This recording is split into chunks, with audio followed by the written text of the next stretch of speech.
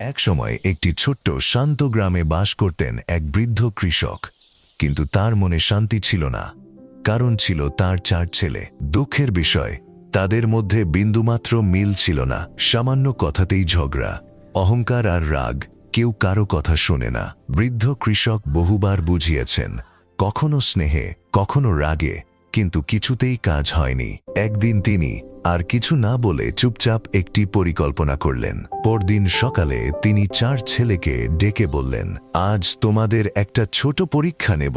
তিনি উঠোনে একটি লাঠির গুচ্ছ এনে তাদের হাতে দিলেন এবং বললেন, এই লাঠিগুলো একসাথে ভাঙো। ছেলেরা পালা করে চেষ্টা করল। কেউ হাঁটুতে চেপে ধরল, কেউ সমস্ত শক্তি দিয়ে মোচড়ে দিল, কিন্তু লাঠির গুচ্ছ এক চুলো ভাঙল না। শেষমেশ সবাই ক্লান্ত হয়ে হাল ছেড়ে দিল। তখন বৃদ্ধ কৃষক মৃদু হাসলেন।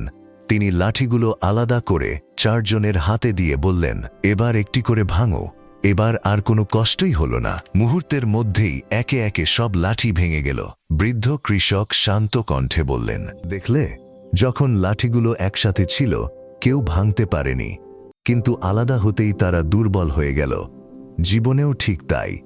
তোমরা যদি একসাথে থাকো, কেউ তোমাদের ক্ষতি করতে পারবে না, আর যদি আলাদা হও, সহজেই ভেঙে পড়বে। 4 ছেলে নীরবে বাবার কথা শুনল।